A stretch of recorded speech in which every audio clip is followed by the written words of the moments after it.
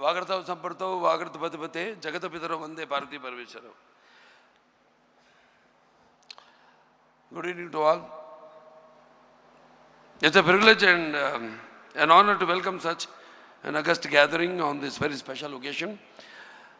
Respected dignitaries, respected dignitaries on the dais, Honorable Chief Minister of Andhra Pradesh, Shri Nara Chandrababu Naidu Garu, our respected elder statesman, Sri Mupparupu Venkaya Naidu Garu, former Vice President of India, Honorable Union Minister of State for Rural Development and Communications, Government of India, Shri Pemasani Chandrasekhar Garu, Honorable Minister of State for Health and Family Welfare, Government of India, Srimati Anupriya Patel ji, Honorable Minister for Health and Medical and Family Welfare, Government of Telangana, Sri Damodar Rajanarasimha Garu, Honorable Minister for Health, Medical and Family Welfare, Government of Andhra Pradesh, Sri Satyakumar Yadav Garu, distinguished guests, doctors, respected former chairmen and trustees, our donors and well-wishers, our dedicated staff, our partners, members of the media and friends from across the world. My warm regards to all of you. Namaskar. Tonight, I stand before you not as an actor, not as a public representative, but as a son. A son who still remembers in 1984, when my mother, Srimati Basavatarakam Garu, was battling cancer, we had access to treatment. But what we witnessed around us stayed with us far more deeply than our own struggle. People were not just fighting disease, they were fighting circumstances. Families were not only worried about survival, but they were worried about affordability. In the midst of her own pain, my mother asked a simple yet powerful question. If we can fight this because we have the means, what happens to those who don't? That was a humble question from a noble heart. And the question became our responsibility. My father, Shri Nandamuri Ramarao Garu, transformed responsibility into a mission. In 1989, he laid the foundation for this institution with an unwavering belief that no life should be lost because treatment was out of reach. Those early years were not easy. This institution was not built in comfort. It was built with commitment, with conviction, with purpose. With deep respect, I remember Dr. Kodela Shivaprasad Garu, who was the founder chairman of Basavatarakam Indo-American Cancer Hospital and Research Institute, and Dr. Tulsi Parvati Polavarapu Garu, and Sri Kakatiya Venkateshwarlu Garu, who stood by this vision when it needed the most strength. I also remember with gratitude all our former chairman, trustees and supporters who carried this vision forward with unwavering dedication. On June 22nd, 2000, the sacred promise became a living reality. The hospital was inaugurated by the then Prime Minister of India, Shri Atal Bihari Vajpayee ji, in the presence of Shri Nara Chandrababu Naidu Garu, the Chief Minister of United Andhra Pradesh. That moment was not the opening of a hospital, it was the beginning of a lifeline. For many, it was a hospital, but for thousands, it became a hope. From a modest beginning, this institution has grown into one of India's leading comprehensive cancer centers. Today, we are a 650-bedded world-class facility. Every single day, our team performs 35 to 40 complex surgeries.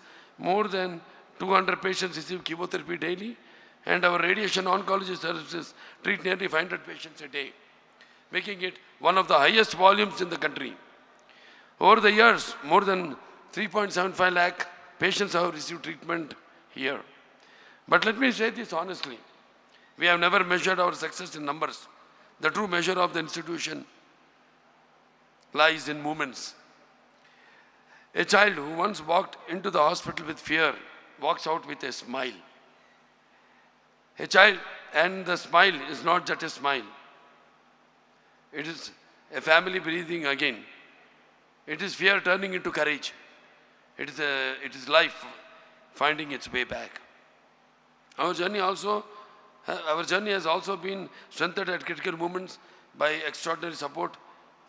The Sri Dorabji Tata Trust timely contribution in 2005 because of our the combined state chief minister intervention, chief minister his intervention, Mr. Nara Chandrababu Naidu Garu and the MP lads gave immense movements to our growth, enabling us to build advanced radiation facilities and establish our own our bone marrow transplantation program, which was the first in South India, in India. That is a 12-bedded unit which I had started, which has today grown into one of the most respected programs in the region. At the same time, government support has played a transformative role. Through schemes like Arogya Shri and PMJAY, lakhs of patients have received life-saving treatment.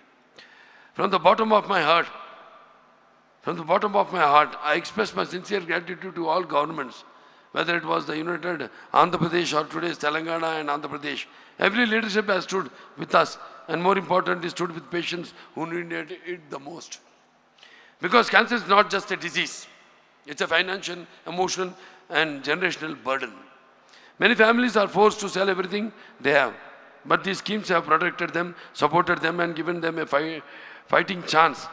I humbly request continued and increased support for such initiatives so that even more lives can be saved.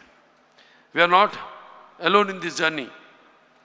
From large corporate organizations supporting us through CSR, to individuals who gave not because they had more, but because they felt more from inside. From supporters across India to our Telangana, to our Telugu community across the world, particularly in the United States, Australia, and many other countries. Organizations like TANA, Telugu Association North America, and NATS, North American Telugu Society, and many Telugu associations who stood with us time and again.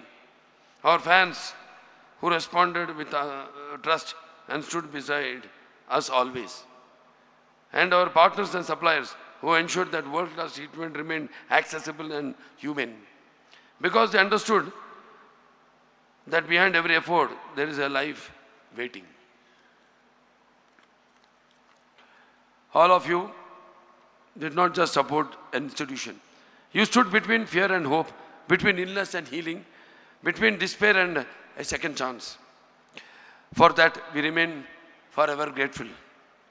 Our doctors who fight battles every single day with skill and compassion, our nurses who stand beside patients in their most vulnerable moments, our paramedical teams who ensure precision in every treatment, and our non-medical staff who keep this institution running tirelessly.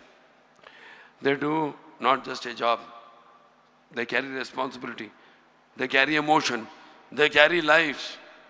Many times they go beyond duty, becoming strength, comfort, and family.